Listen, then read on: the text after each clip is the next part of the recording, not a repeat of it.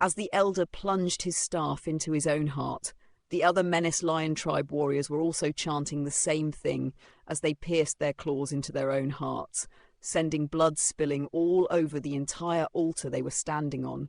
With the staff pierced through his chest, the elder's vitality was rapidly fading, as if it were being sucked away by the staff, but his eyes were only glowing brighter and brighter. As the chanting continued, a layer of dark red light began to emerge over the blood-stained altar, and before long, the layer of light had risen up to form a pillar of dark red light that was over 10,000 feet tall. An enormous beastly projection appeared within the pillar of light, and it gradually took on a substantial form. It was a mountainous primordial true spirit with 9 lion heads growing on its neck. Its fur was a dark purple colour, and the mane around its neck was glowing purple, while rippling slightly like a clump of seaweed, resembling a dark purple flame. A furious look appeared in the true spirit's eyes at the sight of the horrific scenes in the valley, and all 9 of its heads let loose a thunderous roar of fury in unison. In contrast with the relationship between the other beast race tribes and the true spirits that they worshipped, the Menace Lion Tribe were true descendants of the true spirit, thereby inheriting its bloodline. As a result, the bond between them was more intimate.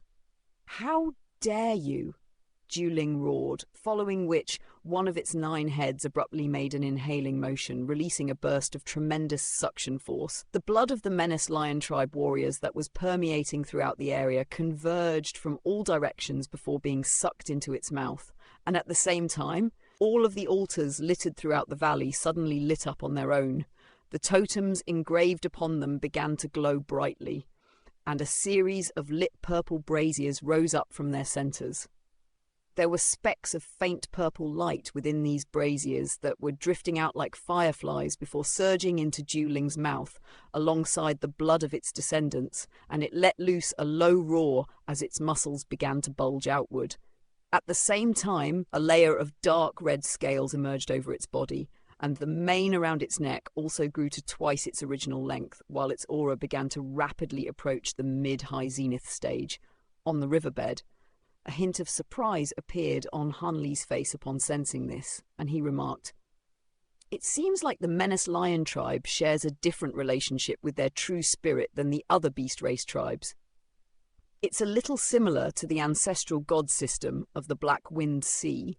Through the sustenance of their bloodline and the power of faith imbued within the altar, perhaps this true spirit really will be able to put up a fight against the gold-devouring Immortal." "Really?" Jin Tong asked with a skeptical expression. Setting aside the bloodline sustenance from the Menace Lion Tribe warriors, no one knows just how much power of faith has accumulated in these totems. It definitely won't be able to defeat the gold-devouring Immortal. It's just a matter of how much of a fight it can put up, Han Li said. A hint of intrigue appeared on Jin Tong's face upon hearing this, and she was suddenly struck by the urge to spectate the battle. But there was no time for that. Han Li gave her a pat on the head as he said, "We have to go."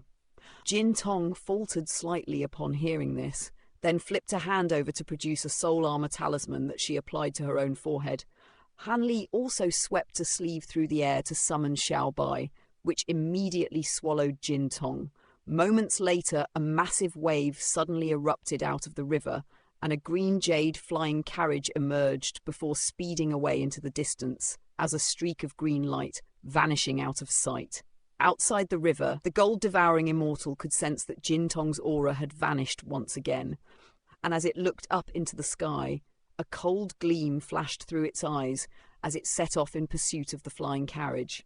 However, right at this moment, a vast expanse of purple light suddenly emerged in front of it, and bursts of purple flames surged directly toward it, forming a scorching sea of fire in its path.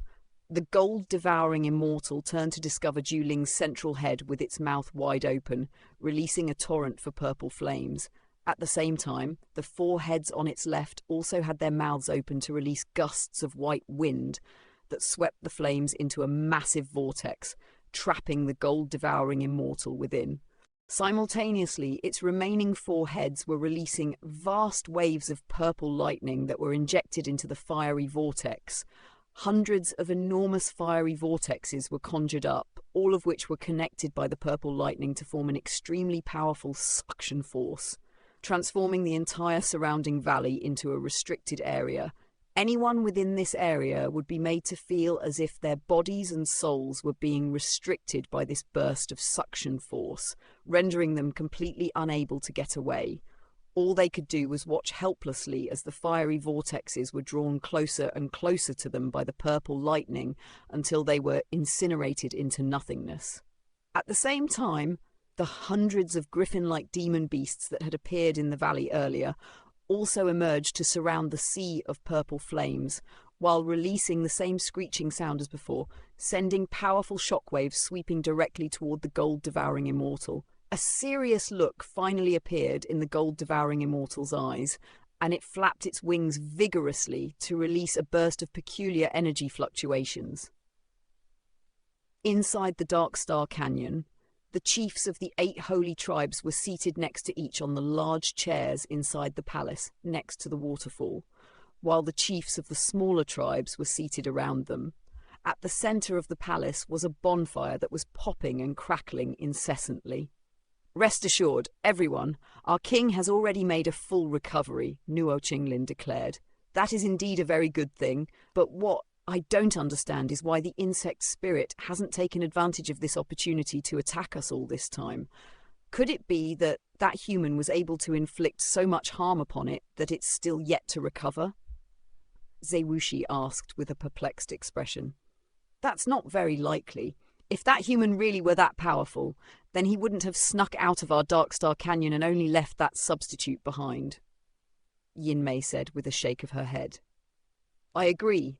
If he really had the power to do that, then he wouldn't have feared a battle against us while our king was still injured," Nuo Qinglin chimed in with a nod. "Have we still not been able to track down that human, Chief Nuo?" Yin Shen of the Menace Lion tribe suddenly asked. "Even though the insect spirit hasn't attacked us again, our 2 armies are still locked in a very tense confrontation.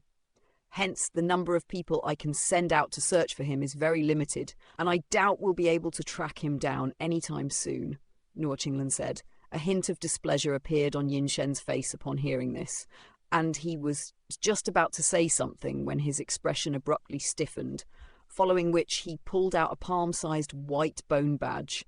He slit his fingertip open before dripping a drop of blood onto the badge, and a layer of concealed runes and a totem symbol immediately emerged on its surface. Yin Shen then raised the bone badge to his own forehead with both hands, looking as if he were conducting a prayer. Moments later, his expression changed drastically as he abruptly sprang to his feet, doing so with such force that the large chair beneath him was completely pulverized. "What's wrong, Chief Yin Shen?" Nuo Qinglin knew that something extremely important had to have happened for Yin Shen to display such a strong reaction. "The insect spirit attacked my Red Spiral Valley," Yin Shen murmured in a stunned voice, seemingly struggling to come to terms with this information himself. "What? It led the insect race army to the Red Spiral Valley?" Zewushi asked with a surprised expression. "No, it travelled to the Red Spiral Valley on its own, killing everyone there with the exception of the women, children, and elderly. Even Master Ju Ling was—" Yin Shen's voice trailed off there as a grief-stricken look appeared on his face. "No wonder the insect race army hasn't attacked us since the initial attack," Yin Mei mused. "Does that mean that insect spirit currently isn't among the insect race army outside the Dark Star Canyon?" Deng Gui suddenly asked as his eyes immediately lit up. It was clear that he wanted to take advantage of this opportunity to send out the beast race army in retaliation and wipe out the insect race army once and for all. Yin Shen turned to Deng Gui with a furious expression upon hearing this, and only after a long while was he able to spit out the words, "I'm afraid my Menace Lion tribe won't be able to continue playing a part in this battle. Don't make any rash decisions, Chief Yin Shen. The Red Spiral Valley is clearly already beyond saving, so it makes no difference whether you go back or not. Instead, you should stay here and help us vanquish the insect race army to avenge your brethren." I'm sure that's what everyone else present is also thinking, right? Dengui declared. No one in the palace responded, and the atmosphere had become rather awkward. While it was true that this was what everyone was thinking, no one was willing to directly articulate this thought. This is a completely unexpected tragedy, so I can understand Chief Xianxia's desire to return to the Red Spiral Valley as soon as possible. Don't worry about the battle taking place here, and if you need any help with anything, feel free to speak up. Our Calm Dawn tribe will be sure to assist you in any way that we can, Nuo Qingling said with an earnest expression as he rose to his feet. Yin Shen's expression eased slightly upon hearing this, and he extended a parting salute toward Nuo Qingling as he said, Master Ju Ling is extremely severely wounded, so he's no longer able to provide protection for our menace lion tribe. We won't be able to contribute much by remaining here anyway, so I'll be returning to the Red Spiral Valley. Rest assured, Chief Yin Shen, I'll inform Master Su Liu and our king of what happened. I'm sure they'll be able to understand, Nuo Qingling promised. You have my thanks, Chief Nuo. At this point, Yin Shen's heart was no longer here, and he hurriedly expressed his gratitude to Nuo Qingling before leaving the palace. Following his departure, all of the tribal chiefs contacted their respective tribes through the use of secret techniques, and they were all very relieved to confirm that their tribes hadn't been attacked by the insect spirit.